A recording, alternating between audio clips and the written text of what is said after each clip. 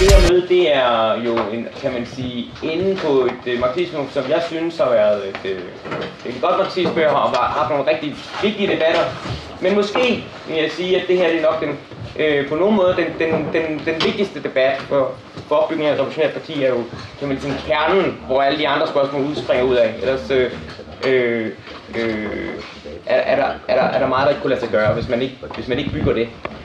Og det er også det mest komplicerede møde, kan I se, fordi dels er der en oversætter, 3 paneldeltagere her, plus hele det tekniske vidunder, vi har oppe at stå her, med connection til Tyskland. Og jeg vil sige, at aftens taler, vi har fået fint besøg. Vi har, og nu siger jeg den rækkefølge, vi skal tale. I will say in this order you are going to speak. Vi har Linda Forsvig for Internationale Socialister i Norge. Vi har Ramses from Ramses from Socialismus von Unten. Og vi har Mark Thomas fra Socialist Workers Party i Storbritannien. Og vi har Anna Wolf fra IS i Danmark. Og I har 10-12 minutter hver. 10-12 minutes each, so it's sharp. Og vi starter nu. Ja, takk. Jeg heter Linda. Jeg jobber som sykepleier, tillitsvalgt i fagforeninger og representerer internasjonale sosialister i Norge. Skal jeg reise meg? Ja. Internasjonale sosialister i Norge har eksistert siden midten av 80-tallet, men i 2007, da partiet Rødt ble stiftet, så valgte vi å gå inn i partiet og bidra med å bygge det opp fra starten av. Og vi var hele tiden klar over at Rødt ikke var et revolusjonært prosjekt, men en koalisjon av aktivister fra venstresiden. Alt fra revolusjonære marxister til sosialdemokratiske reformister. Og vi fikk det til å fungere til å begynne med. Vi var i opposisjon mot makta, og vi hadde tydelige politiske krav og slagord som vi alle kunne stille oss bak. Rødt skulle bygge sosialisme ovenfra, men også nedenfra. Vi skulle stille til valg, og samtidig skulle vi bygge folkebevegelser. Og planen for oss var å bygge 2 organisasjoner samtidig. Vi skulle bygge opp Rødt, og vi skulle fortsette å bygge opp internasjonale sosialister. Men dessverre, vi hadde jo ikke kapasitet til det. Så i mange år så var det omtrent ingen aktivitet i internasjonale sosialister i Norge. Vi hadde en partiavis, men den klarte vi heller ikke å videreføre. Og det var mange av oss, vi hadde verv i partiet, både lokalt og nasjonalt. Selv har jeg vært representant i mitt lokale parlament, bystyret. Jeg har vært fylkesleder, og jeg har også sittet i landsstyret til Rødt. Og det ble derfor lite igjen til internasjonale sosialister. Men vi fikk et større nettverk, vi fikk flere kamerater og plattformer for å få ut politikken vår på som vi ikke hadde hatt før. Men så skjer det som mange ganger skjer i andre lignende prosjekter. Økt oppslutning på meningsmålingene og en strøm av nye medlemmer til partiet førte selvfølgelig til en høyredreining i Rødt. Og da Rødt fikk sin første representant inn på Stortinget i 2017 og leverte sitt første forslag til budsjett, så sluttet den reformistiske delen av partiet å snakke om å forandre verden. Nå skulle Rødt være et seriøst og ansvarlig parti. I 2021 så gjorde Rødt et rekordvalg på Stortinget, og vi fikk 8 representanter inn. Og da Russland invaderte Ukraina, så ble partiets gamle standpunkt om å ikke sende våpen til land i krig forkastet av ledelsen. og reformistene i partiet, som var mer bekymret for å miste velgere enn å holde på partiets analyser av imperialisme og krig. Og på samme tid så ble det også gjennomført flere besøk til København for å lære av enhetslisten. Det var ikke internasjonale sosialister som dro hit. Det var det ikke. Og det begynte å bli tydelig at de revolusjonære stemmene i partiet ikke lenger var ønsket. Og det var en tid hvor det var konsensus i den offentlige debatten om våpenstøtte til Ukraina, og enhver som utfordret den tanken var Putins klakør og Kremls agent. Og i dette klimaet startet aktivister fra internasjonale sosialister sammen med andre kamerater i Rødt og rundt om arbeidet med å bygge en liten fredsbevegelse i Oslo. Det var utrolig krevende, men helt nødvendig for å samle de få som turte å snakke om fred og bygge motstand mot den ensidige imperialistiske propagandaen og også mot ledelsen i Rødt. Da krigen i Gaza startet, var det også helt naturlig for oss å ta en aktiv rolle i å bygge Palestina-bevegelsen om å fremme tydelige politiske krav til våre egne parlamentsmedlemmer i Rødt, hvor vi fortsatt var medlemmer og fortsatt kjempet mot høyredreininger. Og på landsmøtet i februar i år så fikk ledelsen med flertallet i partiet til å støtte tilslutningen til forsvarsforliket. Det var en opprustningspakke til 600 milliarder. Så i stedet for å bruke ressursene på velferd og klimatiltak, så ga Rødt etter for våpenindustriens interesser og styrket det borgerlige militærapparatet. Og dette er et svik mot arbeiderklassen. Og så grunnleggende feil at det for oss som internasjonalistiske, revolusjonære sosialister ikke lenger var forenlig med fortsatt medlemskap i Rødt. Og vi var derfor en liten kjerne som gikk ut av partiet for å bruke alle krefter til å bygge opp internasjonale sosialister i Norge igjen. Og det må sies at de fleste fra IS som gikk inn i Rødt ble også værende der. Noen ble igjen for å forsøke å endre Rødt innenfra, noen fordi de har blitt reformister i løpet av årene, og noen fordi de venter og ser om IS kan vokse nok til å utgjøre en forskjell. Og så er det også mange IS-ere som enten har blitt passive eller funnet seg andre ting å gjøre. Så hvordan jobber vi for å bygge IS i Norge nå? Da vi meldte oss ut rett etter landsmøtet, så utnyttet vi momentum. Vi hadde ikke lenger en partiavis, men vi hadde en nettside som vi lanserte. Og der publiserte vi en lengre artikkel som forklarte hvorfor vi meldte oss ut, og hva prosjektet vårt var å bygge opp IS igjen. Og der signerte vi med blant annet mitt navn. Vi var 3 personer som hadde vært veldig synlige i Rødt. Og vi sendte det også inn til Klassekampen, som er en stor avis på venstresiden.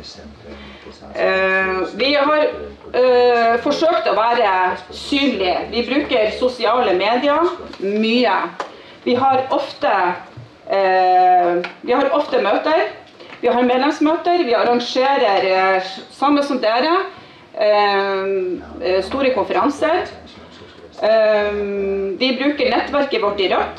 Jeg ringte for eksempel rundt til gamle kamerater fra Trondheim, som jeg fikk til å komme på vår konferanse i Oslo i vår. De ble veldig inspirert, og nå har vi faktisk startet et lokallag i Trondheim også. Vi har, og dette er folk som ikke har tilknytning til internasjonale sosialister fra tidligere. De er palestinaaktivister. Og det er akkurat der vi forsøker å rekruttere nå. Vi er nødt til å få inn unge krefter. Det er mange som er frustrerte. Det er mange som ikke har noe politisk parti å se til lenger. Så vi er aktivt synlige ute på gaten. Vi er med i de fleste demonstrasjoner. Vi er med å bygge folkebevegelser.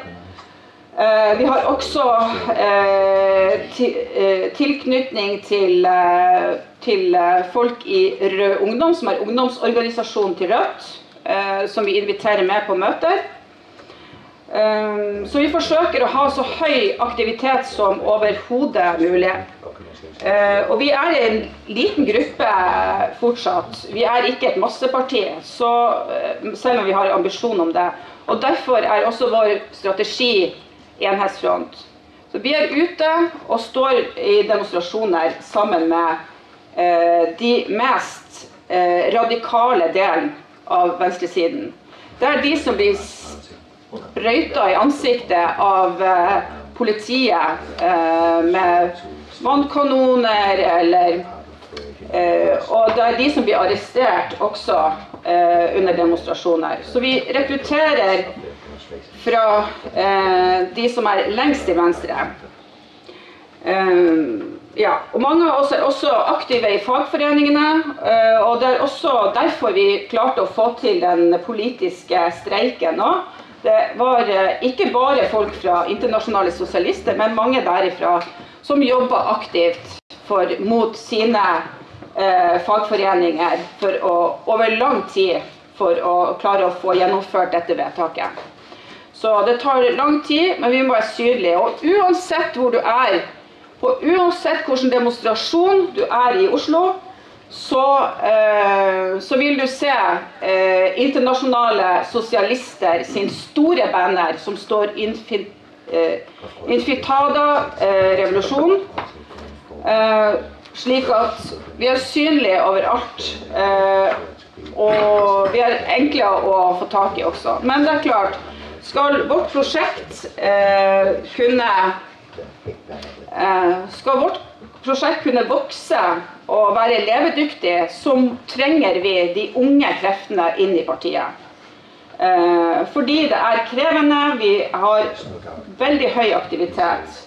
Så vi satser på skolering av nye medlemmer, og vi satser på å være ute på gata der det er folk. Så jeg tror jeg sier det er bra foreløpig, så kan jeg heller svare på spørsmålet etterpå.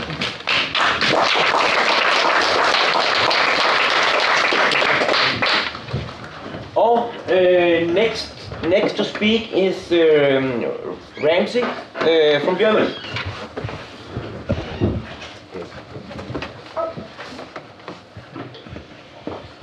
Ramsey, are you with us?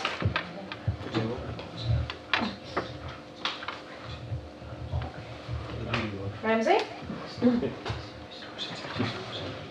Yeah. Video very soon. Just have some connection problems. Wait.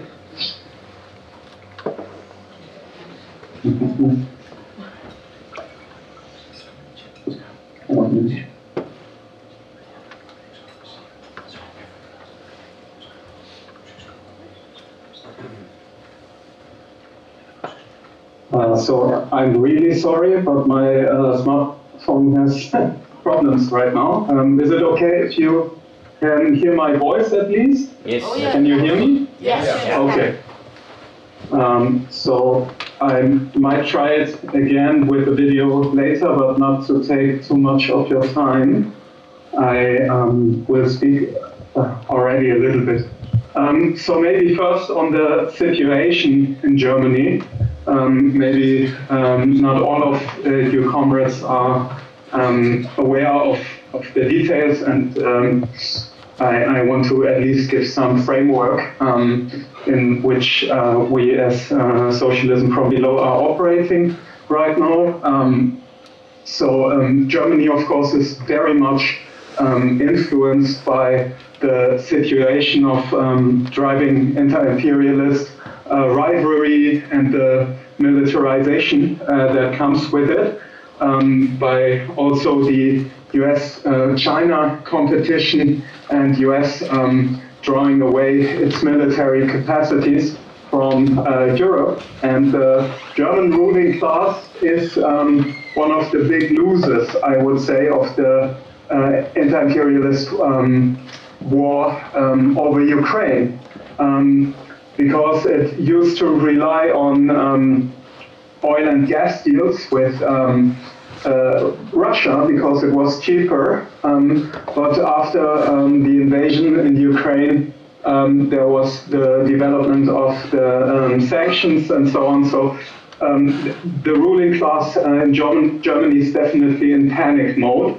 and it's also affected by the rise of China, especially when it comes to its export industry and the question of the car industry, for example, or renewable energies. So it faces a crisis, also a crisis that led to the breakdown of its government until last year. That was a government led by the Green Party, the neoliberal FDP, and the SPD, the traditional social democracies in Germany. And it broke down due to a financing crisis. And it evolved around the push to rearmament and to enlarge its military capacities.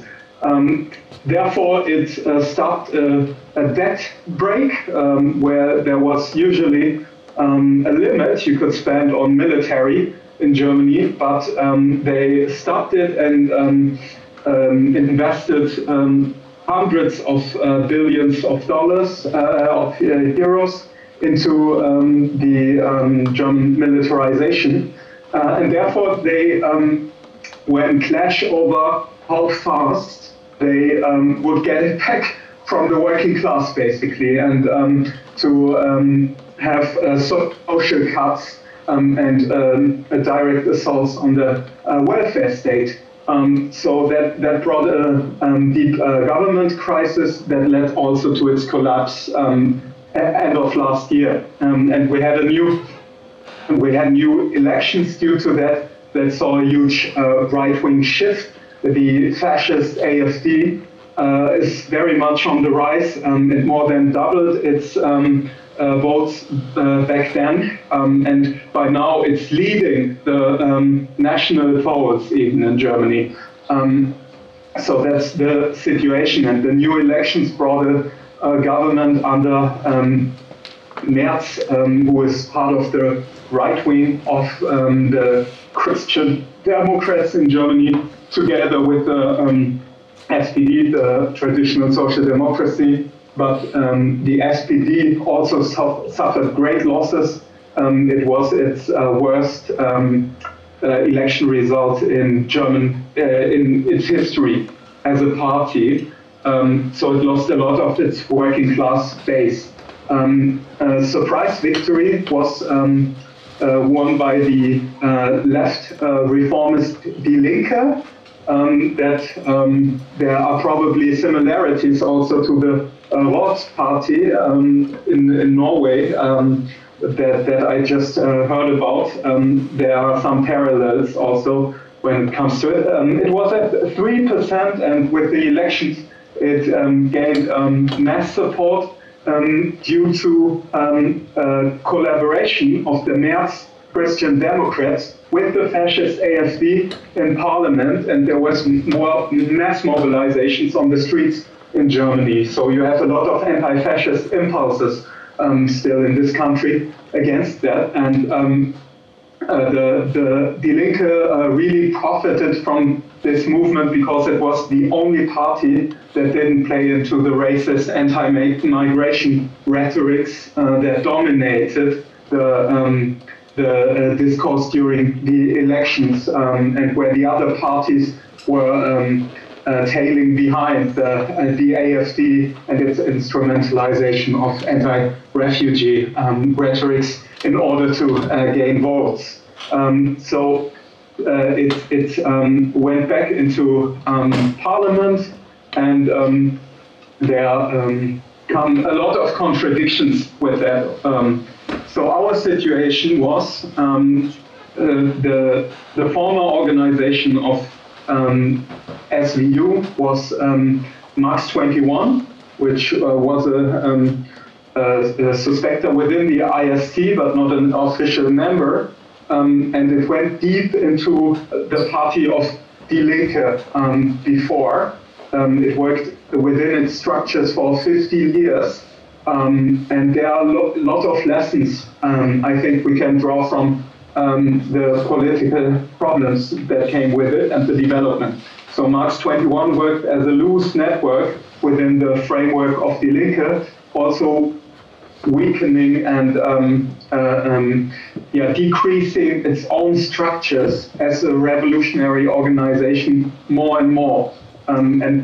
Despite a long time, there were no sanctions against revolutionary socialists. That obviously changed when I was expelled from the party in 2024, especially on the question of Palestine and anti-imperialism.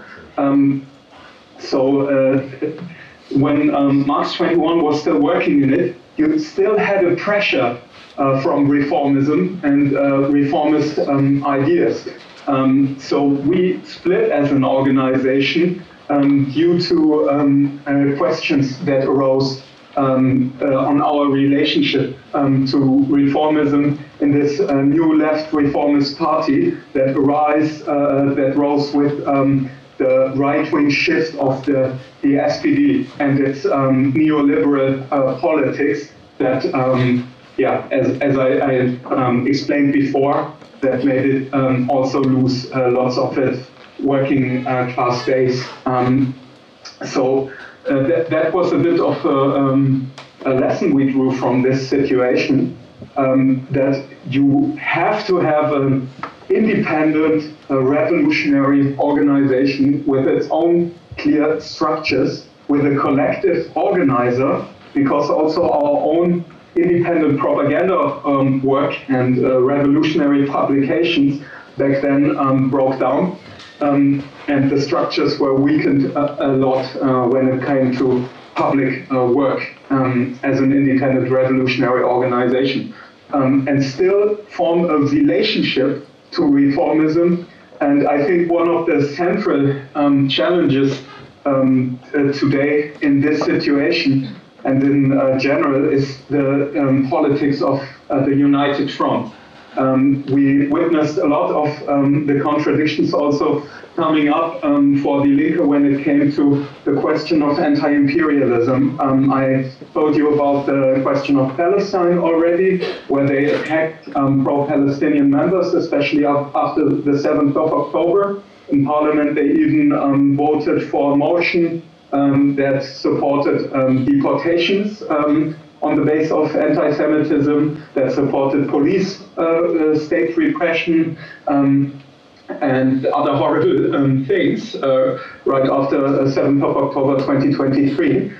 But after 2 years, the pressure from the movement that we and many others managed to build forced them also to call for a national Palestine demonstration on the 27th of September in 2025. And it was very important to take part in it and to support it, to mobilize for it. It was a very important breakthrough in Germany, as well as working together with Die Linke when it comes to fighting anti-fascism, when it comes to fighting fascism in the anti-fascist movement against the AfD, blocking its national party assembly, blocking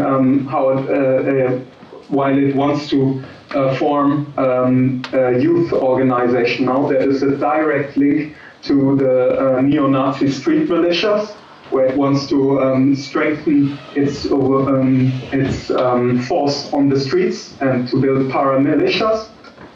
So that's a huge danger here, building on the crisis of capitalism in general, that the rise of fascism as a pole of desperation is at the moment stronger than a believable anti-capitalist alternative. But while we are fighting the fascists, while we are working together in the Palestine movement, we will also present our revolutionary theory and also practice when it comes to directly blocking the Nazis, for example, with mass militancy. The reformist parties won't deliver. That's the experience. Or when it comes to being consistently against rearmament or against weapons deliveries. The example from Norway also connects to that many of the Die Linke functionaries who are in government position on a federal level, and local levels, they supported, for example, the rearmament, the breaking of the debt break. They supported it as well in Bremen, in Berlin, and Thuringia, everywhere where they were part of the government. So you can see how they tend to manage the system as soon as they become part of the government. And those who strive for it are influenced a lot by parliamentarism. So that's the situation we are facing. Also, as a small revolutionary group with a left reformist party that has grown a lot, I think it's very important to connect to these issues and to convince in practice as well as in theory and perspective. So because we are way smaller than a mass party like this, we have to be especially clear and especially driving forward different movements and struggles, also connecting to the working class and their demands and ambitions. So thank you very much for inviting me, and I will end my input here. Thank you very much. And Mark, now it's your turn. Thank you. Okay. What is it we are trying to build when we talk about a revolutionary party? And I think one way of thinking about that is that we are attempting to build what I would describe as an interventionist revolutionary socialist organisation. And one of the things that means is that we want to build a party of leaders. And that's a break, and in contrast to the social democratic model, where the leaders are the people who are elected in the municipalities or the parliament. They're the important people who will be changing things on our behalf. And the members are a support club who get very, very busy when there's an election, but please don't ask too many questions and go back home, right? We want a party of leaders. And it means, and here, for all the differences, this is where we follow Lenin, that it means we see ourselves as becoming and part of the working class movement. We're not something removed and separate and elite, but that we don't just reflect the mixture of ideas inside the working class movement and working class people's heads. We have a clarity of ideas. And that means, I think, that we are not simply activists who are part of some demonstrations and take part and so on, and nor are we just what I would sometimes describe as propagandists. I mean, ideas are incredibly important, I'll say something, but we're not simply a book club. The aim is to act in the outside world and shape people and build our members' confidence. Now, how you do that isn't timeless. It's always a specific, concrete question. Lenin's question again, what is to be done, isn't simply timeless. You have to answer it about the specific situation, as Linda and Ramses was talking about. What does that mean in Britain now? And I just want to say, it does depend on, and it's always a specific situation that isn't the same in every country, and also what forces you have. An organisation of 10 of you can do one thing, bigger organisations can do more. The SWP in Britain, we think we have 2,700 people who pay a financial commitment every month to the organisation. So it gives you a rough idea, probably, of our core. And that's grown by about 30% over the last 5, 6 years. We want to grow faster and quicker and have more influence in the outside world. And there's just 3 things I want to touch on. I said something earlier for those of you this afternoon about the situation with the racists and fascists, and building a movement of opposition to the new right is incredibly important.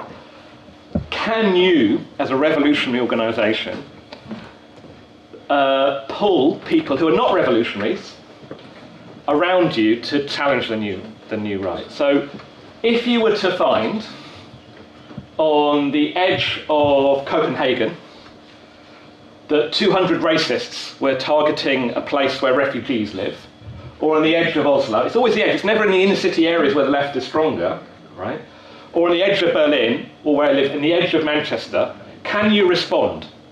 Can you build a serious opposition that begins to demoralise them and force them to retreat? It's quite tough. Can you, if you have a trade union meeting at work, and you go to that meeting and say, I think we as a trade union group should support an anti-racist demonstration, and somebody says, but we shouldn't have politics in the trade union, it should just be about wages and so on. Can you win the argument? Or you lose the argument, but the 4 or 5 people who agree with you, you get them to come on the demonstration anyway. This is the kind of thing that we have to develop and train people. And I think, as Ramses was touching on that, so in other words, sometimes we call this the United Front, revolutionary seeking to work with people who are influenced by reformist ideas and so on. And somebody once described this as like a bridge. We're trying to build a bridge to people who have reform. But bridges go both ways.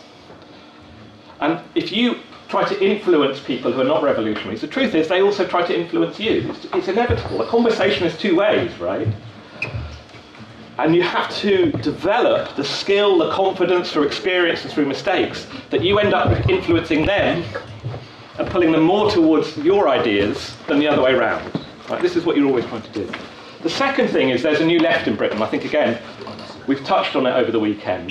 This force called Your Party. And when there are splits and breaks in social democracy, and people begin to look to something more radical, often a more radical form of reformism than a straight leap to revolutionary politics. That can happen too sometimes, but this is more general. Think about the birth of Die Linke, for example, or the Red Party and so on. And in Britain, we're faced with something like this, with initial huge enthusiasm, but increasing tensions. What do we haven't chosen to simply abstain from that. We have gone to these meetings, and there are meetings, there are rallies, there are assemblies. I think in Manchester, there's a rally of 250 people, and so on, and trying to put forward a programme that isn't, you should all join the SWP and become revolutionary socialists. You know, you have some of that as an individual. What we go in and say is we try to push it in a more radical direction. And that's really revolved around 2 arguments. We say it shouldn't just be another version of a social democratic. It shouldn't just be about elections, it should be about struggle and mobilising. That's where our collective strength is. And secondly, when the ruling class attack you ideologically, the left, don't run away. And what does that mean? I think it means 3 things. One is, you stand for Palestine on the left, so you're anti-Semitic. Right? Actually, I think they're finding it harder to throw that one at us. They say, if you say transgender women are women, it shows the left doesn't even understand biology. Right? Why should we take you seriously? And having the confidence to say, well, actually, by the way, biology is sometimes a little more complicated than straight binary, and gender isn't simply reduced to biology. And put these up. You don't run away. Or say, that might not always be a popular argument, and we want to get people's votes, so we'll duck it. The other attack is, refugees are not welcome. This is the constant attack from the mainstream. And you don't say, oh, well, we're not sure if we can, we need more. We say, no, refugees are welcome. You don't compromise on these questions. Otherwise, they'll break you, to be honest. Right? Now, the third thing I want to say, how long have I got left? 5 minutes. Perfect. And I think this is something that I'll be absolutely honest, I think it's something we've had to relearn sometimes, is as an organisation, I mean, we have maybe 40, 50 local branches, which means we have branches in pretty much all the big cities, but in some of the bigger towns, not all as well. And we can do some of those things, right?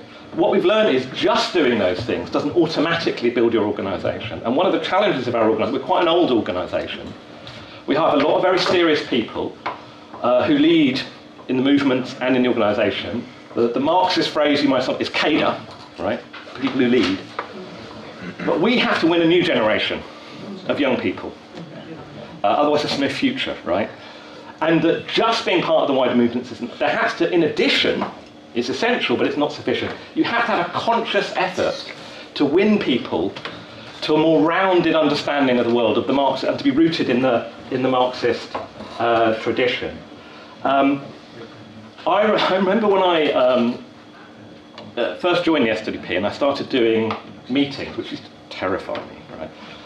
One thing when you do a meeting is you have to read a bit more intensely because you think, oh, I've got to bloody stand up and say what I think about this. It's actually quite an important part of how people develop. But I reached a point when I would sometimes travel to some of these branches. We do a lot of this. And sometimes, you couldn't get home, so you had to stay overnight. So you'd be staying with the comrade, right? Mm. And one of the things that was always so impressive, when somebody would be a health worker or a teacher or an engineer, and they would have all these books, all the kind of books on that table, books about labour history and so on, taking ideas very, very seriously, but never just as an abstract thing, always trying to inform their political practice. And that requires systematic activity. We also have to challenge what I sometimes describe as a substitutionism of some of our older members. Right? Some of our older members are so rooted in their local communities, they know how to work with people and so on, and sometimes they can just rush off and do things. And we have to take our newer members, the less experienced, with them, so they find out what the arguments are, they find out how to work with and against people. This requires really very conscious effort, and you have to develop a layer of people who are able to locate their activity in the wider understanding of history and society. Can you explain, why does the US and West support Israel? What do you say about national liberation struggles that don't have socialist politics? Why do economic crises happen? Why do you go on about the working class? Is there even a working class? It doesn't look like Marxism. What's the relationship between gender and biology? You have to have a whole layer of people that are confident about all of these politics. And what it means is that what you're trying to do is influence people beyond you, and that will vary how big and what's possible and so on, who you can explain the world to, persuade of your ideas, and offer a way forward in the struggle. Sometimes you can deliver that, sometimes you're just putting the argument. And that's what can begin to attract people and start to shape the left more widely. We had the Marxism event in London. We had 3,000 people at it, quite a lot of people came from home. To be honest, it has to be bigger. In some ways, even more impressive is the event in Scotland, and Scotland's population is about 10 times smaller than England. There was 500 at this event. In Manchester, we had something similar, it's about 120. In Scotland, they've been doing it for 4 or 5 years, we started. These are serious efforts, and we are beginning in our organisation to be a bit of a pole of attraction, not just in the anti-racist movement we had for a long time, but also in the arguments about way forward for the left inside your party and so on and so forth. But also we are beginning, in part, if I'm honest, to get a new generation of revolutionaries. Our task is to now generalise that through the organisation. So we're not just increasing our size, but we're creating more Marxist revolutionaries who can influence the working class people and other people on the left and the movements around them. And that is the project, because ultimately we understand we don't replace the working class. The working class, will fight back, but ultimately if there isn't a serious rooted organisation that can channel that revolt inside the working class towards the whole system and to break it, we will miss the next opportunity to really confront the system.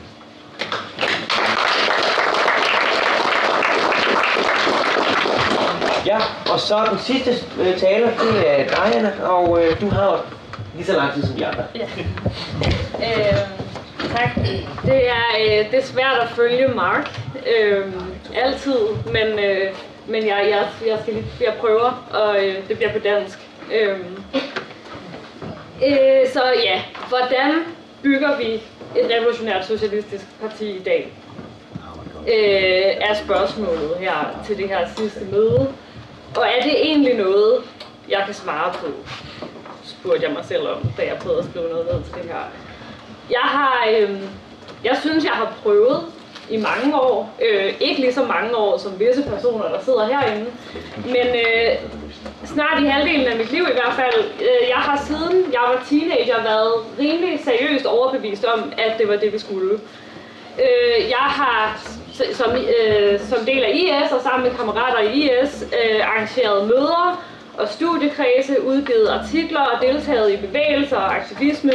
Jeg har mærket afmatningen og den her opgivende følelse af, at vi aldrig kommer videre, og også følt håbet, når der kommer et lille opsving, når der er gang i gaderne og i diskussionerne. Men kan jeg egentlig sige, hvordan vi bygger et revolutionært parti? Altså et rigtigt revolutionært parti, der kan skubbe sociale og politiske oprør i en revolutionær retning, der kan generere den indflydelse og faktisk handle på den, som Mark taler om. Man kan gå til det fra den lidt ubarmhjertige vinkel, at det er jeg og resten af internationale socialister i Danmark sådan set ikke lykkedes med i dag. Vi er jo ikke sådan et parti endnu. Vi er stadig, hvad man ville kalde en smågruppe på venstrefløjen, for små til at spille en afgørende rolle i klassekampen. Og derfor er jeg lidt ydmyg over for det her spørgsmål, fordi selvom jeg synes, jeg har været i gang med det i lang tid, så synes jeg stadigvæk, at jeg er fuldstændig ny i det på en eller anden måde. Ikke? Jeg kan sådan set ikke svare på, hvordan man bygger et revolutionært parti, i hvert fald ikke et, som kommer til at handle i en revolutionær situation. Men i det spørgsmål, der ligger jo så også nogle andre spørgsmål. For eksempel, hvor befinder den her klassekamp, som vi gerne vil kunne spille en rolle i sig i dag? Hvorfor har vi i det hele taget brug for at opbygge et revolutionært parti? Og hvad er det så for et parti, vi har brug for? Og man kan sige, at nogle af de her spørgsmål er blevet berørt i løbet af i går og i dag, og også i løbet af de sidste 40 minutter her med de andre oplægsholdere. Og jeg vil sådan set ikke tale om Enhedslisten overhovedet. Jeg ved godt, at de andre har talt om Rødt og om De Linke. Jeg har faktisk aldrig haft den ære eller vanære at skulle arbejde inden for Enhedslisten. Beklager, jeg måtte sige det. Det er ikke fordi, det bringer folk vanære. Det er bare, at det virker som et oppebakke job, og det har jeg faktisk aldrig påtaget mig. Jeg har kun påtaget mig at prøve at bygge den her organisation. Så jeg har ikke tænkt mig at snakke om Enhedslisten og ligesom den dynamik i, hvorfor vi har brug for at bygge et revolutionært parti, og nu at den yderste venstrefløj, som den plejede at være, nu er kollapset ind i reformistiske argumenter. Det vil jeg sådan set lade ligge, men det er den sådan set på mange måder. Men det korte svar på det første spørgsmål, altså hvor befinder klassekampen sig i dag, er, at mens vi efterhånden har gennemlevet årtiers neoliberaler siden socialdemokratisk nedskæringspolitik med angreb efter angreb på arbejderklassen som helhed, på unge og studerende, på syge og kontanthjælpsmodtagere, på minoriteter af alle slags bredt set, så er den aktive klassekamp sådan set på et meget lavt niveau. Og her skal man jo forstå, at dynamikken er, at klassekampen foregår hele tiden, sådan set. Den foregår, når man på den ene side påstår, at der ikke er nogen i Danmark, der vil påtage sig arbejde, og så laver man social dumping og underbetaler forskellige arbejdere fra Østeuropa. Klassekampen foregår, når Mette Frederiksen siger, at der er nogen, der siger, at vi skal arbejde mindre. Glem det, venner. Klassekampen foregår, når man skærer ned på SU'en. Klassekampen foregår, når de egentlig sætter gang i alle de splittelsesmekanismer, vi også har talt om i løbet af i går og i dag. Når de rimelig ihærdigt prøver at splitte Palæstina-bevægelsen, som har været bred og mangfoldig, op i rabiate palæstinenser, som vi ikke skal lytte til, og nogle dumme fringe-folk på venstrefløjen, som er Hamas' nyttige idioter, eller hvad det er, den borgerlige presse har kaldt os på forskellige måder. Eller når de siger, at den danske arbejderbevægelse ikke er interesseret i de ting, som venstrefløjen... Altså, der er alle de her splittelsesmekanismer mellem mænd og kvinder, når man prøver at udgrænse kampen for transpersoners rettigheder, alle de her ting, alt sammen er klassekampen, som er i gang. Men den aktive klassekamp, hvor vi faktisk slår tilbage, eller først og fremmest bare forsvarer os selv ordentligt, og så sidenhen måske slår tilbage, den er på et meget lavt niveau herhjemme. Og selvom vi i 2020'erne har set nogle større strejkebevægelser i udlandet, så er mønstret i høj grad det samme. Og imens ser vi så højrefløjen gå frem flere steder og tilsyneladende give politiske svar til de forskellige nedtrådte og desillusionerede. Samtidig er der oprustning og krigsiver over hele linjen, og med og alt sammen med det her alarmerende fravær af modstand, som igen også er blevet berørt af flere omgange her. Palæstina-bevægelsen, som fortsat er den største globale gadebevægelse siden modstanden mod Irak-krigen i begyndelsen af det her årtusind, har sammen med den klimabevægelse, som virkelig blev synlig i slutningen af 2010'erne, stået som nogle af de mest klare håb for, at vi kan slå tilbage mod et destruktivt og menneskefjendsk system. Vi lever altså i en krisefyldt tid, der kræver svar, men ikke en særlig revolutionær tid.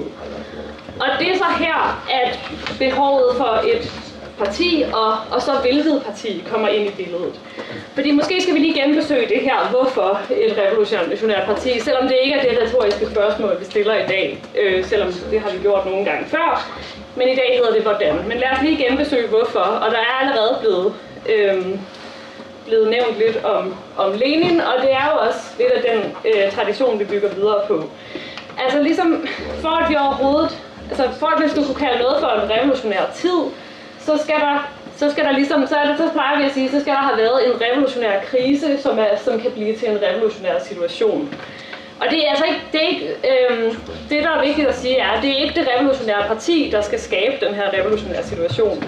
En revolutionær krise indfinder sig, når en række forskellige faktorer er i spil, for eksempel en udvikling i klassekampen, der gør, at arbejderklassens direkte fremstød i form af for eksempel strejker bliver flere. Der er en udbredt modstand mod at blive ved med at leve under den gamle sociale orden, og ikke mindst splittelser i toppen, altså en svækkelse af den bestående magt. Der skal altså være en social og politisk krise til stede, og man vil se både socialt og politisk betonede svar. Og det er arbejderklassen selv, der driver den her revolutionære situation fremad. Men i den situation er der brug for et revolutionært parti til at navigere situationen, til at indsamle erfaringen, og til at lære af den erfaring, vi faktisk indsamler, til at kunne tage afgørende diskussioner om retning, strategi, næste skridt, og til at kæde måske spredte mobiliseringer sammen og hele tiden forbinde de forskellige sociale og politiske kampe, der trækker masserne på gaden, når sådan en revolutionær situation er i gang. Det betyder, at der er brug for et revolutionært parti, også i en ikke-revolutionær situation. For klassekampen foregår jo hele tiden, som jeg sagde før. Også når arbejderklassen ikke er på barrikaderne, også når bevægelser og strejker hurtigt dør ud. Hvordan skal partier være klar til at svinge med klassenævnen på alle fronter, når regnskabets time kommer, hvis ikke det har forberedt sig og bygget sig op inden, også når det føltes som om, der ikke var ret meget håb og gang i gaderne? Det var Lenins idéer, som socialisten Tony Cliff byggede videre på, og det har en vis tradition, vi også bygget videre på her i Internationale Socialister, da han beskrev det revolutionære parti som arbejderklassens universitet. Hvem, udover os, skal samle kampenes erfaring og fortælle vores bevægelsers og opstandens historie, hvis ikke det revolutionære parti? Hvem skaber et rum for at udfordre de herskende idéer om, hvad den legitime politik og de legitime diskussioner er, hvis ikke det revolutionære parti? Så det er altså også et parti, og det er måske her, vi skal starte i Danmark, i en dansk situation, ikke? Det er altså også et parti, der kan agere i en ikke-revolutionær situation, vi har brug for i dag. Og at være revolutionær i en ikke-revolutionær tid, det kan jeg godt sige noget om. For det har jeg været i gang med, som sagt, i snart halvdelen af mit liv. Der har ikke været en revolutionær tid i min levetid. Og det gælder for mange, næsten, hvor jeg vil sige alle herinde i det her rum, ikke? Og nu skal jeg til at runde af, men jeg vil sige, og det vil jeg gerne lægge ud til rummet, til den diskussion, vi skal tage. Jeg mener, hvor vi står lige nu, og der er blevet snakket meget om samling og samarbejde på venstrefløjen i løbet af de her dage på forskellige måder. Jeg mener, at udover alle de forskellige konkrete situationer, der kan være de forskellige steder, hvor vi prøver at bygge op, hvor der er bevægelser, vi skal deltage i og tale ind i osv., så er den allervigtigste linje at lægge, noget jeg har tænkt meget over her på det sidste, det er, vi skal være antidogmatiske, vi skal være antisekteriske, og vi skal ikke være ortodokse. Nu siger jeg en masse anti-ting. Men det tror jeg er meget, meget essentielt. Når vi bygger enhedsfront, så skal vi bygge bredt. Vi kan godt sige one solution revolution, men vi skal snakke om hvordan, vi skal snakke om hvad næste skridt er. Vi skal bygge lokalt, der hvor vi er. Hvis man kan sige, på baggrund af nogle af de diskussioner, der har været, for eksempel, okay, hvis man er 1 eller 2 på sin arbejdsplads, så skal man prøve at snakke om, hvad man kan gøre sammen. Okay, hvad hvis vi, altså, nogle af de hårde spørgsmål, vi bliver nødt til at stille her i Danmark, mener jeg, det er, hvad hvis vi ikke engang er på arbejdspladserne? Hvad hvis vi ikke er store nok til at lede den der antifascistiske demonstration ude i Gladsaxe selv? Jamen, så skal vi prøve at bygge et andet sted, hvor vi er. Så i stedet for... Yes, jeg skal stoppe nu. Jeg vil sige... det er det der udråbstegn, det freaker altid en lidt ud.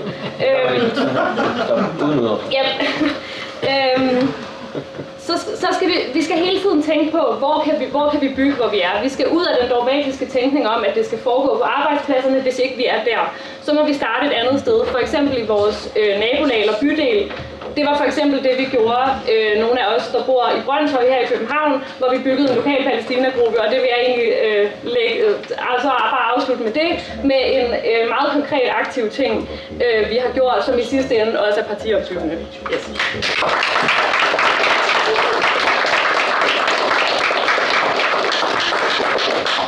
Hold da fast. Det var mange talere, gode talere, og vi har inklusive lidt afrunding heroppe for det her panel, 3 kvarter. Det vil sige, at I lige tænker over, hvad I vil sige. Så skal I op med jeres lap, og I kender rumlen. Men nu skal I ikke føle jer presset, fordi der er allerede nogen på talerlisten. Der er en, og det er Charlie.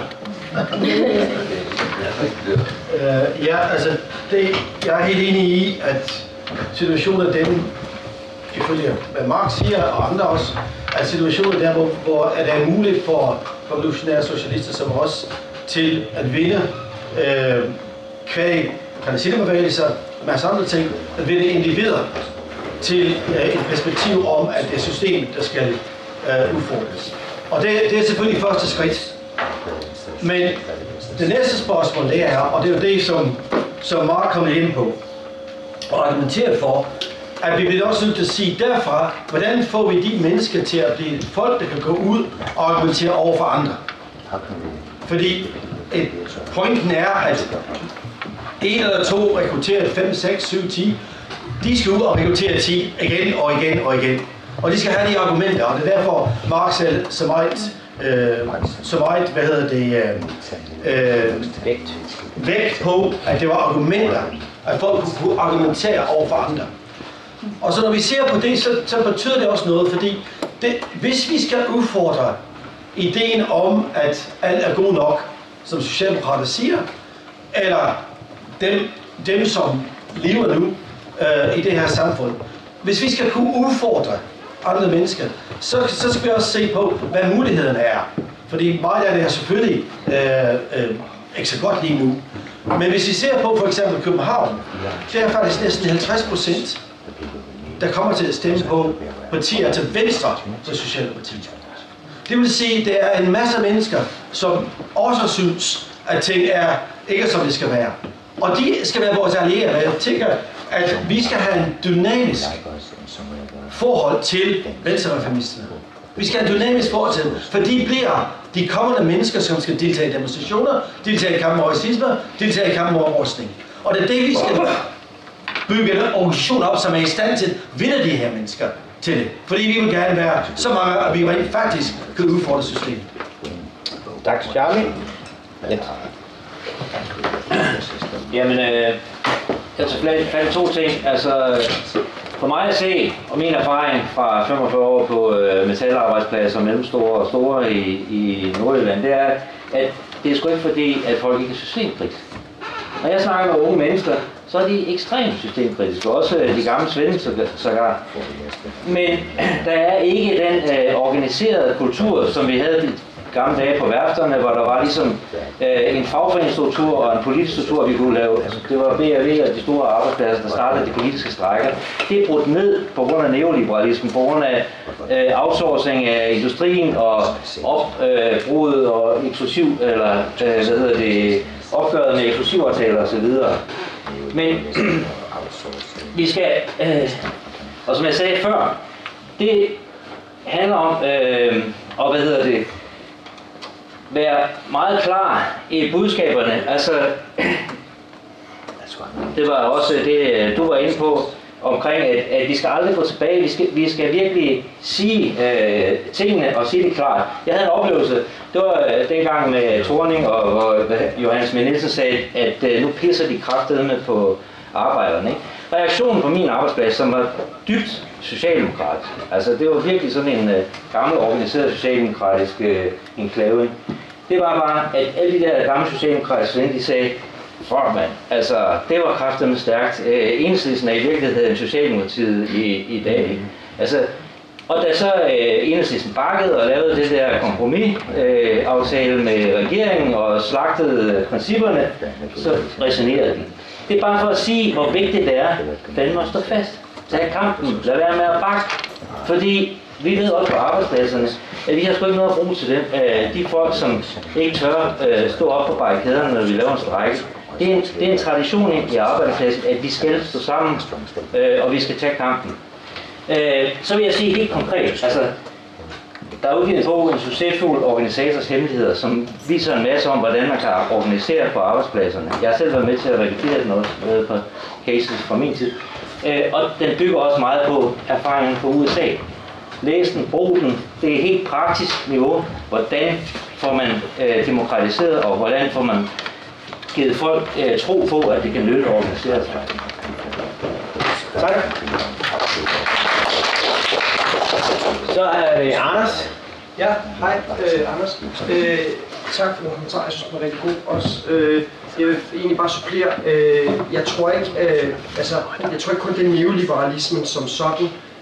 Det er også reformismen i sig selv, som har taget arbejderklassen ud af deres, hvad kan man sige, deres sprogbrug, deres historie, ikke? Altså, Socialdemokratiet gjorde det i, jeg tror det er 90'erne og start 0'erne, skrev de arbejderklassen ud.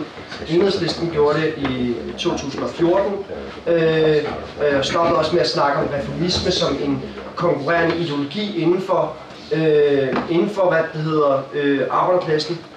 Så man ser ligesom, at de store masseorganisationer, som i lang tid har talt om arbejderklasse, så kan man måske have forskellige forståelser af en revolutionær, hvor det er arbejderklassens eget værk, der er arbejderklassens befrielse, eller en reformistisk, hvor det er en, hvad kan man sige, noget, der støtter op om nogle etablerede organisationer, som så er mere eller mindre topstyret. Men hele den her idé om, at der er en arbejderklasse, forsvandt i rigtig mange år, tror jeg. Sådan, også på universiteterne begyndte man at lave alle mulige andre teorier, hvor at arbejderklassen simpelthen ikke var med og ikke måtte være der, og så kunne man kalde det alle mulige andre ting. Jeg tror lidt, at de sidste 5-10 år er det begyndt at komme igen, men det er som om beskrivelsen af arbejderklassen er den der beskrivelse af arbejderklassen som sådan en objektiv størrelse, altså det er et socialt lag, der arbejder på bestemte måder, og hvad kan man sige, ikke har så meget magt over deres dagligdag osv. Så den der sociologiske objektiv beskrivelse, men den der idé om arbejderklassen som en klasse for sig selv, som en subjektiv størrelse, den er forsvundet. Og der tror jeg, der er en helt ung generation, og egentlig også måske ældre generation, der ikke har mødt, og som ikke har det her billede af, hvad en arbejderklasse kan, fordi de ikke mødt det nogen steder. De har ikke mødt billeder, de har ikke set det i virkeligheden, de har ikke mødt arbejderklassens universiteter, hvor at man snakker om, hvad arbejderklassen har været i stand til før i tiden.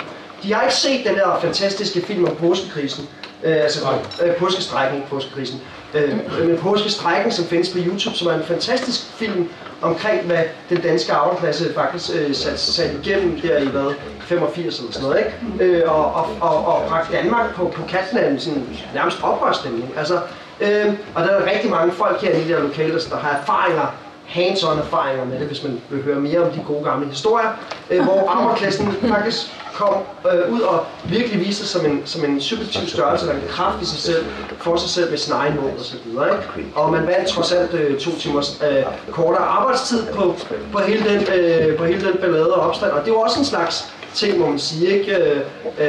Vi gad jo alle sammen godt arbejde 35 timer nu i stedet for 37, ikke? Så det går meget fedt til at starte med. Det var bare egentlig det, som supplerende, at det er noget af det, som vi også skal gøre, at kunne tage de historier internationalt og nationalt osv. og fortælle om arbejderklassen som en kraft i sig selv. Tak. Så er det Line. Ja. Jeg kan da kun give dig ret, Anders, som en, der har levet den tid. Men der er faktisk rigtig mange, der snakker om, at hvad var det, der skete, da Tony Blair, Gerhard Schröder, hvem var det i Danmark, Socialdemokrat? Poul Nyrup, da de samtidig med, at de lancerede, de solgte de nationale klenodier, alt hvad staten ejede, så lancerede de også, eller begyndte at tale udenom arbejderklassen. Arbejderklassen blev væk, og det der kom til at stå tilbage, det var der en fransk forfatter, der fortalte mig og satte meget klart forleden. Det var jo, så var man dansker, eller franskmand, eller englænder. Og det er jo der, vi står med i dag, at, fordi der blev ikke noget andet. Der blev det nationale sammenhold i stedet for et klassesammenhold. Det er rigtigt nok, men samtidig er det jo også sådan, at arbejderklassen i Danmark bliver flere og flere, i hele verden bliver flere og flere. Vi er blot ikke organiseret på samme måde, men vi er der jo. Det har vi talt om, men det jeg egentlig vil sige i forhold til at opbygge en revolutionær organisation i Danmark, jeg kan dele mange af Annas betragtninger. Det, som jeg synes har haft stor betydning for internationale socialister i Danmark, det er, at vi har været en del af The International Socialist Tendency.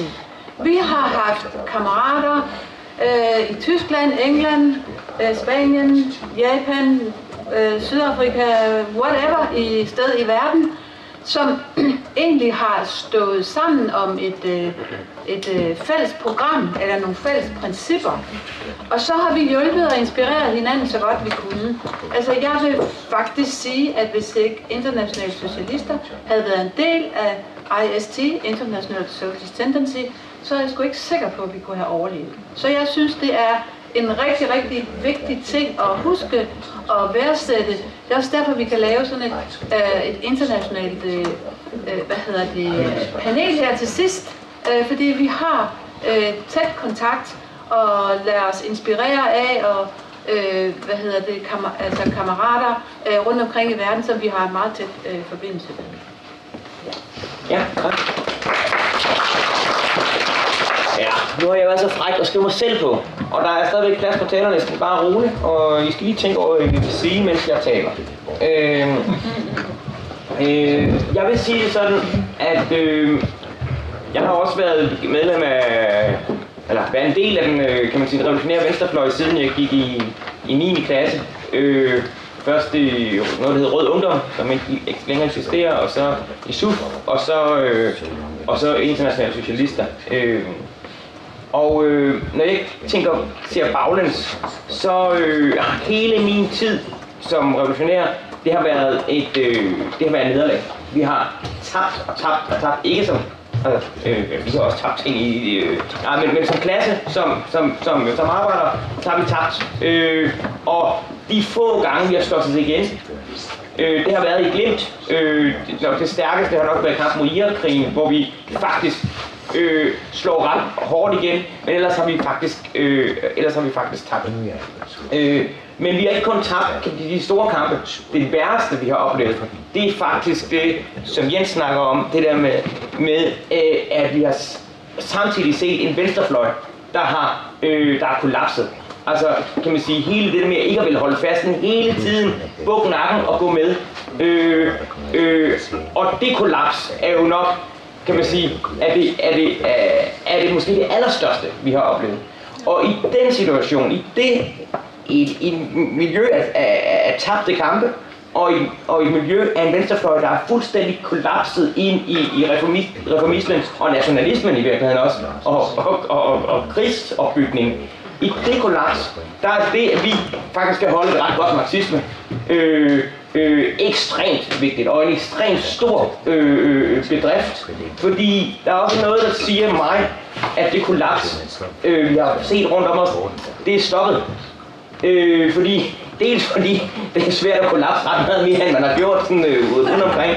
Det er svært at rykke mere til højre, uden at det bliver fuldstændig ligegyldigt, hvad man stemmer på. Det er sådan, det er jo overdrevet sagt, men kollapse der, men det vigtige, det jeg egentlig vil sige, det er, at Palæstinabevægelsen har for første gang, at en massebevægelse, der har vist sig rigtig fast. Altså, hvis vi skal tilbage på kampen mod Irakkrigen, så var det faktisk rigtig, rigtig kort.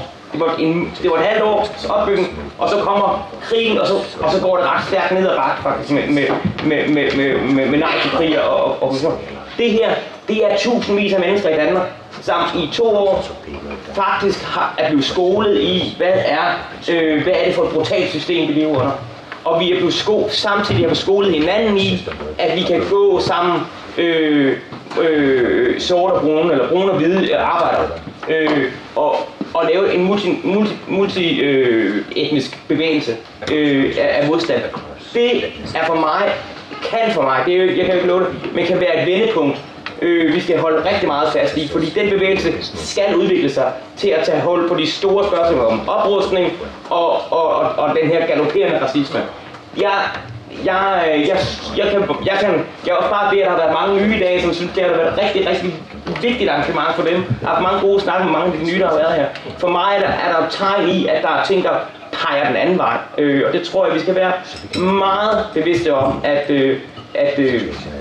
den revolutionære venstrefløj kan vokse i de år, og det skal vi gå ud med en meget stærk bevidsthed om, fordi det er bydende nødvendigt, hvis vi skal slå igen mod det rædselsregime, de er ved at bygge op for øjnene af os.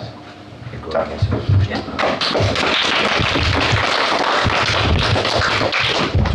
Nu er der så det, at min tale var så spændende, at man glemte at skrive sig på. Der er simpelthen ikke flere på det. Hvorfor der? Ingenting. Er der nogen, der vil på? Er der nogen, der vil på? Fordi ellers kan vi også sige, at så skal panelet begynde at tænke på, at at panelet skal komme tilbage, fordi det er også godt at få lidt mere tid. Yes. Undskyld, Karle. Undskyld, jeg havde slet ikke set det. Yeah. I think I'll do this in English so that I don't have to translate while I'm saying things. Okay, so I just wanted to say that I think right now an important part of building a revolutionary party, at least from where I stand, is trying not to fall into the split that many people want to make on the left wing between class struggle, worker struggle, and then identity politics, anti-racist movement, fighting for trans rights. And there are actually not a lot of people on the left wing connecting these things and saying this is the same struggle and we need to not choose between, we don't need to prioritize between identity politics, wokeism and class struggle. Of course, there are things to be critical about in both, I would say, these things, and there are things to discuss. But I really do think that to mobilize, especially young people, for revolutionary socialism, we need to show them that that is not ignoring and deprioritizing identity politics. Quite the contrary, the two can work together and make each other stronger. So I just think that's an important thing to know. Shimon? Yeah. I would say that I completely agree that it's important that we remember intersectionality in our praxis and what we put out there. And although, sure, you can criticize things about work movement, this or that movement, a lot of the time, a lot of the criticism I've seen leftists do about other things is very much like nitpicking, like semantic arguments. a lot of these things. I think that's something we should avoid for a lot of these things. Like oh, woke means this neoliberal like fantasy of like something, and like sure it can mean that, but for a lot of people it just means like, oh, you don't hate like a lot of people. You're not a hateful person. Like it's not so important whether or not you agree with that definition or not. What's important is that you use it and use the people's positive connotation with it to spread our leftist ideals to these people. And a question I had, not related to this just now, was how we do this revolutionary party is like, what's the first step, what people say? Et spørgsmål. Skide godt. Sigurd, det er dig. Tak. Just for a very short comment, and thanks for the presentations and the inputs.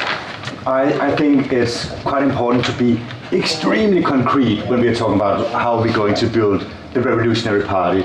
And I think that the whys have been covered really well. I think that the intentions and our jobs to intervene in movements has been covered quite well. Now for that question that Simon is asking is really important. What is the next step? We have to acknowledge, of course, that intervening in any kind of movement is very dependent on the fact that we as an organization, as International Socialists, are in a good place. That we have the resources, the human resources essentially, that we have the arguments in place and the likes. The next step is to be quite concrete in all the places that we are. If that is our universities, schools, workplaces, movements, we have to single out, okay, who here is interesting to further our talks with? Who here can we invite to a meeting? Who can we have a sit down with and talk? What are the ideas of socialism? What is the centrality of the working class? Why do we have to build together? Not only movements. So that is also drawing a bit on the discussion from yesterday. How do we go from mobilizing to organizing? And I think being very concrete here is how we organize. Skide godt. Prøv at, nu begynder tiden selvfølgelig at gøre. Det er Jens, og så derefter Pia. Under Jens der, og helst førstegangstaler på de her. Jeg ved jo, at der på venstrefløjen har været rigtig meget diskussion. Der har været skrevet nogle ting om, at ja, men vi skal ikke snakke identitetspolitik, og det er også, så støder vi arbejderklassens ret. Det er efter min mening en kæmpe løgn. Fordi erfaringerne fra USA viser det stik modsatte. Shawn Fain, som stod som formand for automobilarbejderne, var helt i front i forhold til at kæmpe for LGBTQ+ rettigheder, og har været helt klar i spyttet hele vejen igennem, at solidaritet i arbejderklassen gælder solidaritet med alle. Og vi løfter alle grupper, fordi hvis vi ikke står sammen, så taber vi kampen.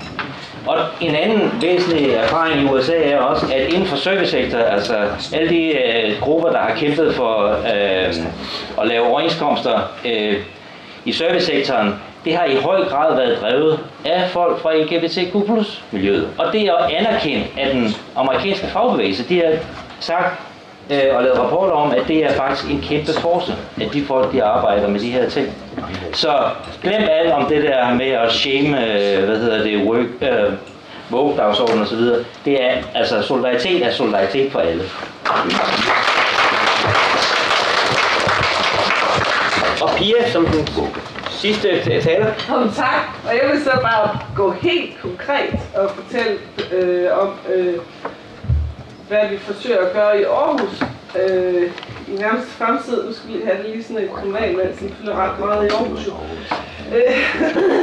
Men i Aarhus er Palæstina Solidaritetsbevægelsen også sådan sammensat af forskellige grupper og aktionsgrupper, som gør forskellige ting.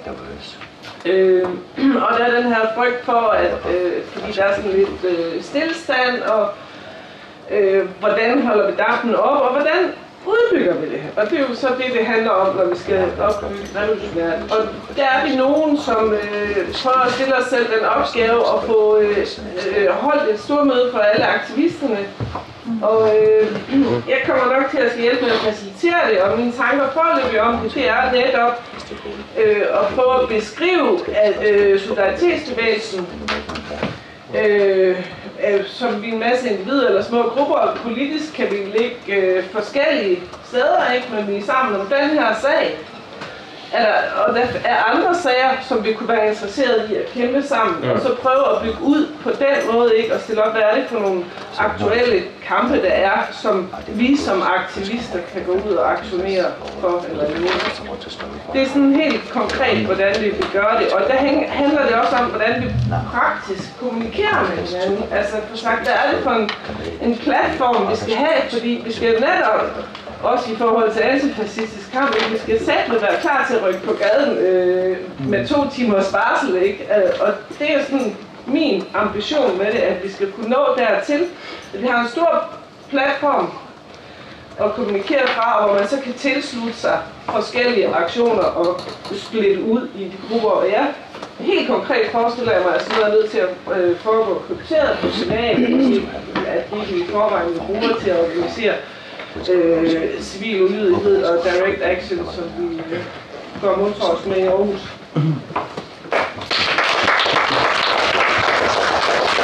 Ja, prøv at høre her. Tak for nogle gode indlæg og debatten. Og inden jeg sætter panelet på igen, og det bliver i samme rækkefølge, som de fik før, det har jeg aftalt med dem, og de synes det var rigtig fedt.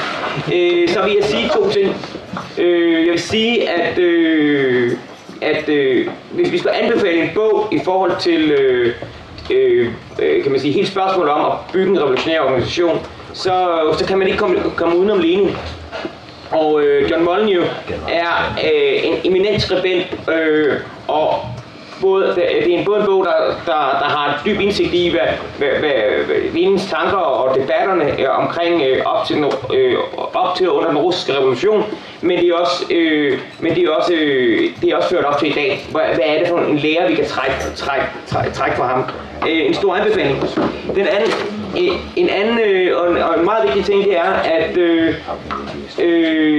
jeg har sådan set snakket med rigtig mange af jer, jeg har set før, og hvis der er nogen, jeg kan snakke med, eller hvis I overvejer, om den her organisation skal være noget for jer, så synes jeg, at I skal fortsætte snakken her i aften, og overveje enten at sige, yes, det er så fedt, jeg vil gerne være medlem, men ellers så kom hen til mig og skriv dit telefonnummer, og så aftaler vi at lave et møde, hvor man lige kan sige, er det at være medlem af Internationale Socialister og være aktiv, hvad vil det sige, og så videre, er det noget for mig, så holder vi et kaffemøde, og det er jo et møde, hvor man både drikker kaffe, men også snakker om verdenssituationen og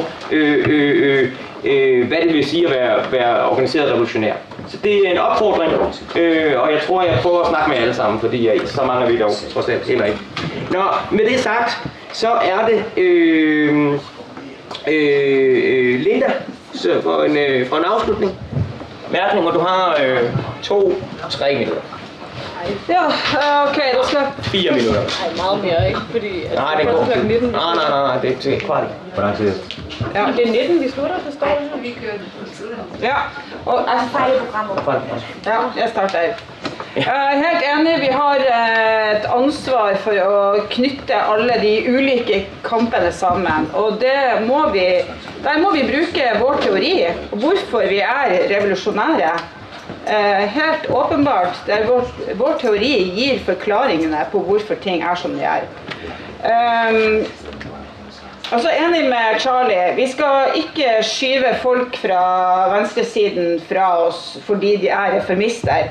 Vi skal alliere oss med dem, og dette gjør jeg selv. Om jeg har meldt meg ut av Rødt, så har jeg veldig mange kamerater der, og vi samarbeider masse. Vi finner felles krav og slagord som vi kan stille oss bak. Og så er det opp til meg og mine kamerater fra Internasjonale Sosialister å overbevise mine kamerater fra Rødt og andre steder om at de bør komme over til oss.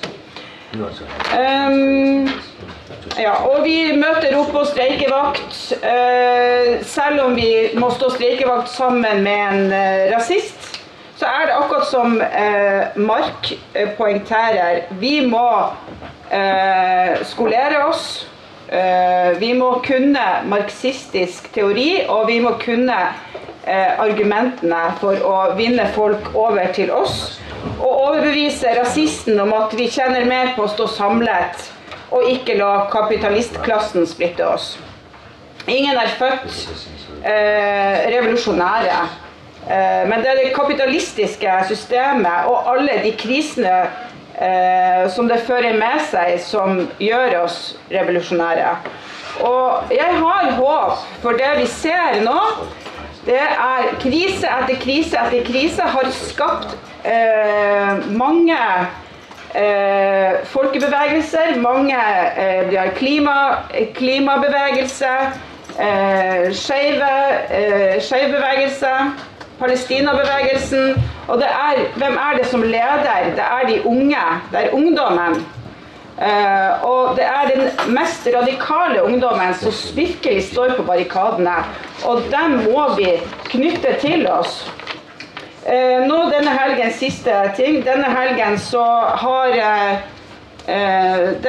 har rasister og nynazister hatt konserter utenfor Oslo. Og det har blitt mobilisert, det har vært demonstrasjoner, de har forsøkt å finne ut hvor de har planlagt konsertene, og prøvd å få stoppet dette. Delvis lyktes, og delvis mislyktes. Men det har mobilisert mange krefter på venstresiden. Alt fra fagbevegelser til organisasjoner, politiske partier og så videre. Neste helg så holder vi internasjonale sosialister i Norge dagsseminar om kamp mot fascisme. Det er helt aktuelt og kommer til å tiltrekke seg mange av disse personene til vårt seminar. Og da er det vår jobb å rekruttere dem inn til internasjonale sosialister og jobbe for revolusjon. Og til sist må se på T-skjorten min. Hvis dere holder på å miste håpet, husk Rosa Luxemburg. Sosialisme eller barbari?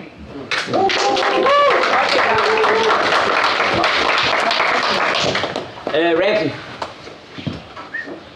All right, so now you can also see me. I only have 3 minutes, so I will focus on one of the questions that came up with the contributions. As far as I know from the translation, that was a central question here as well, the question of identity politics, or what some of the in the left frame as identity politics, because we have a pioneer here in Germany, maybe you know her name, Sarah Wagenknecht.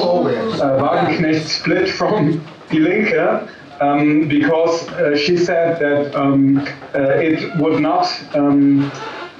not react to working class issues and working class problems and is far distance from the worker. But what she framed as the worker was a white, male, racist, industrial worker she had in her mind, and was capitulating to AfD, fascist and racist arguments in the end of the day, and had an anti-migration cause. And I think it's very clear that a revolutionary organization has to be in solidarity with the oppressed, has to be the tribune of the oppressed and fight for their rights. And this is very important, that we don't go into these waters and have an opportunist stance, because in the end it also comes from reformism. In her case, she thinks she can win elections with that. Didn't quite work, but that's a different kind of question.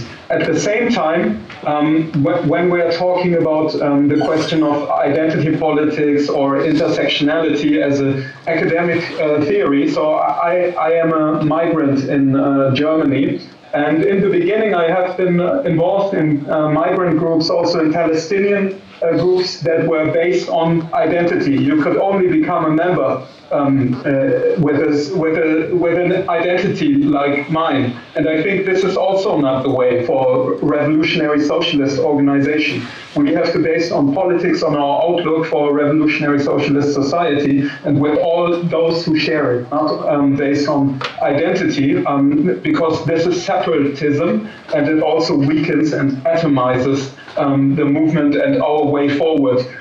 We have to fight black and white together, queer and non. The working class is very diverse, and the most progressive elements of it should be part of a revolutionary organization, and we should recruit them and win them over for this perspective we share together, and to destroy capitalism and the class system that backs it up. So that's all from me in the 3 minutes, and I hope you have a great session. Thank you again for the invitation, and sorry for my problems with connecting before.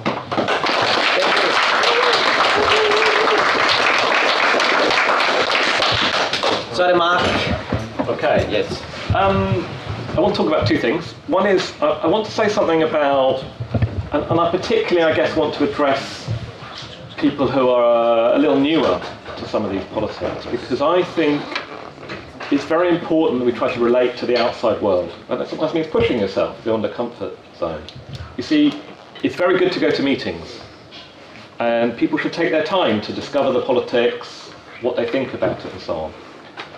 It's very good to go on a demonstration and to march and so on.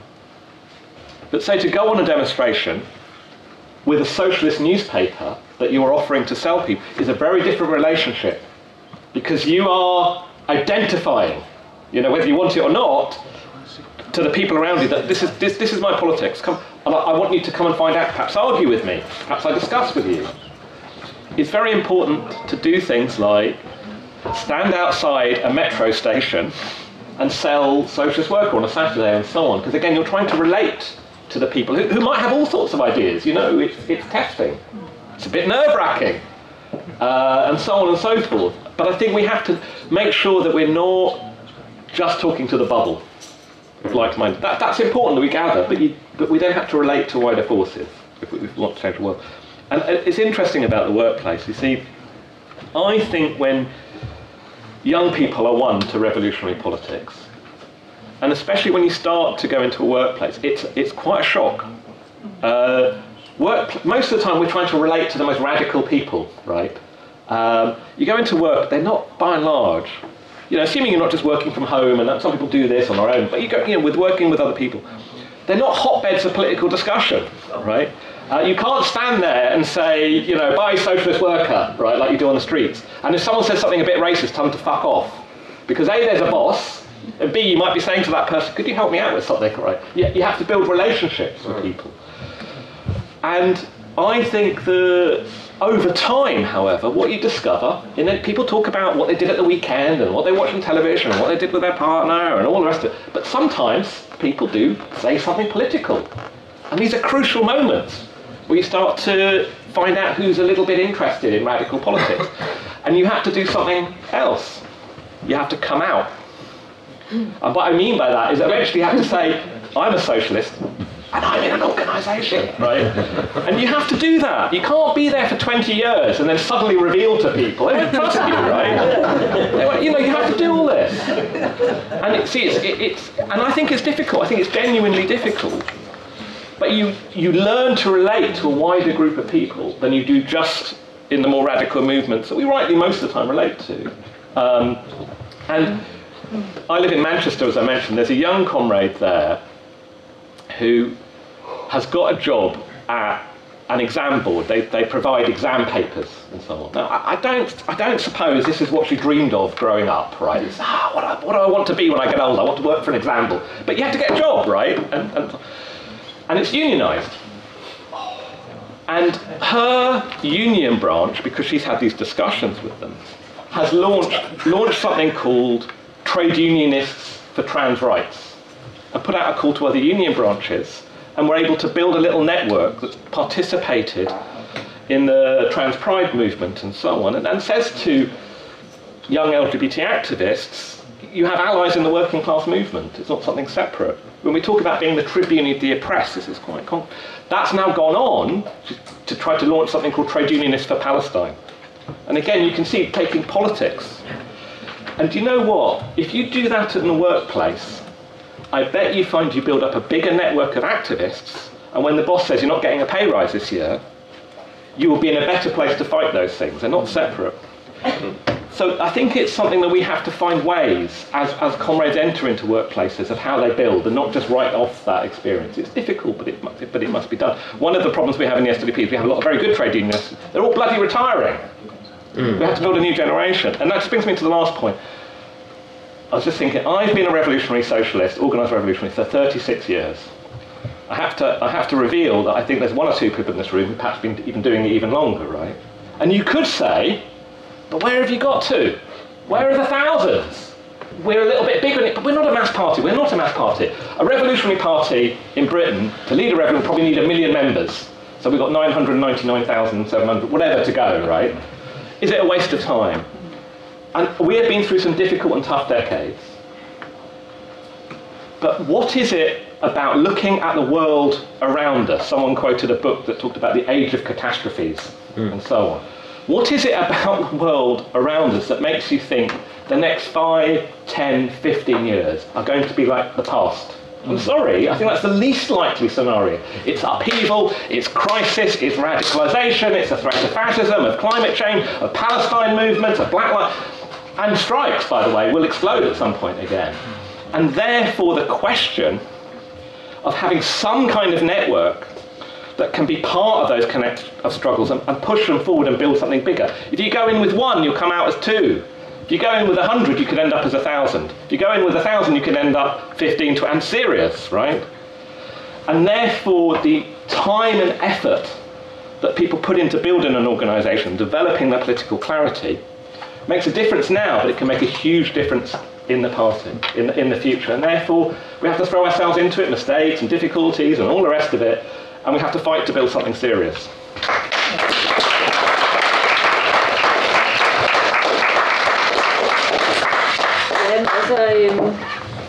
Igen er jeg ved, I er trætte, og igen er jeg ked af at være antiklimakset efter det her. Eller sådan, men det er jo sådan, det er jo ens lod, når man er fra internationale socialister i Danmark. Når jeg hører den her beskrivelse, der har været af, sådan, hvordan 90'erne var der, hvor det her frygtelige New Labour lancerede den her tredje vej og solgte alt ud og sådan noget.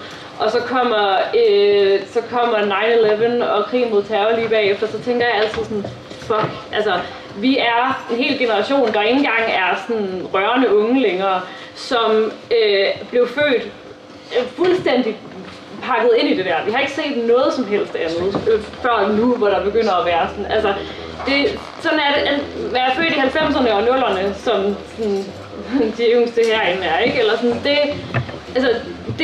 det er simpelthen, det er den herskende diskurs, vi er vokset op i, og det har en del at gøre med, og hvis jeg skal relatere det til mig selv, altså sådan, da jeg startede med, da jeg blev medlem af IS først, så synes jeg, at det var utrolig grænseoverskridende at fortælle folk, altså apropos det her med at springe ud som revolutionær socialist, hvilket jeg gjorde før jeg sprang ud som lesbisk, ikke? Eller sådan, men altså, jeg synes det var toprummende at sælge aviser på mit gymnasium, og jeg var sådan blevet indprintet, og det var en vigtig ting at gøre. Jeg havde det. Jeg ville helst ikke have, at mine venner havde noget med det at gøre. Og nu trækker jeg de fleste, jeg kender, ind i det, fordi sådan, der er både den her proces med at blive ældre, men der er altså også sket noget, bare i den tid, jeg har været i gang med det her. Og det er noget, for mig, det kan godt være, at det er meget lidt i forhold til at have deltaget i påskestrejkerne, men for mig er det noget, der bringer håb. Det er, at jeg kan se en enorm udvikling i de her snart 15 år, jeg har været med i IS, ikke? Eller sådan, bare i de diskurser, man møder derude. Jeg vil lige sige, jeg ved godt, vi skal stoppe, men vi var vist gået over tid alligevel. Lidt relateret til det her med, det her med at skulle bygge alting op igen, fordi det skal vi for vores generation. Vi skal bygge, apropos det her med, hvordan organiserer man overhovedet på sin arbejdsplads. Vi skal vitterligt lære det igen, fordi vi har haft en eller anden idé om, at det er noget, der sker i Danmark, men det skal vi lære igen, som det også blev sagt i sidste oplæg. Det får mig til at tænke lidt på det, altså sådan, det her arbejderklassebegrebet, det kommer selvfølgelig op, og der er nogen, der bruger det med selvfølgelighed, og der er nogen, der bruger det på lidt andre måder, og det, altså, vi er et akavet sted med det her arbejderklassebegreb, og det synes jeg faktisk, det skal vi adressere lidt også, ikke? Fordi der er ligesom det her med, at man kan falde ind i en form for dogmatisk tænkning, hvor man gør arbejderklassen til den her, som den samme franske forfatter, som Lene refererede til, siger, at den her mytologiserede størrelse, der står på barrikaderne og kan mobilisere os, og når den rejser sig, så sker det hele. Men det er ikke det, vi ser foran os lige nu. Man kan også falde ned i en anden dogma, som jeg synes, jeg har mødt blandt folk fra min generation og yngre, som gør det til endnu en i rækken af undertrykkelser, altså undertrykte minoriteter på en eller anden måde. Altså, man skal ikke være racistisk, man skal ikke være sexistisk, man skal ikke være homofobisk eller transfobisk eller klasseistisk, klassist. Og jeg mener, det er fejltrin. Altså, jeg forstår godt, at det er, hvad der sker, når vi har en hel generation, som ikke har lært noget som helst i forhold til arbejderkamp, ikke er vokset op i en tid, hvor det var pinligt at bruge de begreber, fordi så fik man skudt alt muligt i skolen, eller folk kiggede bare mærkeligt på en, og man ville i hvert fald ikke involvere sine gymnasiekammerater i det. At sige sådan nogle ting lød som noget gammeldags på det tidspunkt, ikke? Og vi snakker bare i starten af 2010'erne her, eller sådan noget. Og så samtidig har man, at nogle af de stærkeste udtryk for organisering, der så opstår i vores generation, det er baseret, det er identitetspolitisk på en eller anden måde. Det er baseret i identitet. Og når man så begynder at få klassebegrebet på banen igen, fordi arbejderklassen faktisk ikke var død overhovedet. Den var bare blevet pisse stor og ikke særlig klassebevidst. Men når man så får det, på banen igen, så får man det her underlige miskmask, hvor vi både lidt har en venstrefløj, der i ramme alvor siger, at arbejderklassen er meget lille, men vi skal virkelig passe på den, og den bor kun i Jylland eller et eller andet, og man skal ikke tale ned om deres livsstil eller et eller andet. Og så har man, arbejderklassen er lige så stor som, er lige så stor og ser jo lige præcis sådan ud, som hele verdens befolkning gør. Arbejderklassen, som det også er blevet sagt, og som jeg bare vil gentage, arbejderklassen er brun og sort og hvid. Arbejderklassen er transkønnet og ciskønnet. Arbejderklassen er selvfølgelig mænd og kvinder og alt muligt derimellem. Altså, det er der, vi skal starte fra. Vi skal starte fra, at det ikke er sådan noget med, jeg skal ikke være berøringsangst, om jeg taler om arbejderklassen på en bestemt måde. Men jeg er selv arbejderklassen. Det kan godt være, at jeg er universitetsuddannet, men altså i det spor, jeg kører nu, så har jeg ikke nogen mulighed for at tjene en eller anden akademikerløn, som skulle gøre mig ikke arbejderklasse på en eller anden måde, selvom jeg stadigvæk skal sælge min arbejdskraft for at overleve, ikke? Eller sådan. Vi skal ud over det der med, at det enten er noget, der er dødt, eller en minoritet, eller noget, vi ikke kan opnå på en eller anden måde. Vi er arbejderklassen, og det er her, det starter, ikke? Eller sådan, og vær med, alle de nye ansigter, jeg har set her i løbet af de her dage, og nogle af dem er desværre gået, men vær med, kom med, fordi i forhold til at tage det første skridt til at lave en revolutionær organisation, det har vi sådan set allerede gjort. Jeg ved ikke, hvad det 12. skridt eller sådan noget, men det næste skridt, ikke? I stedet for det første skridt, så er det næste skridt, og det skal I være med til at tage. Altså, ja.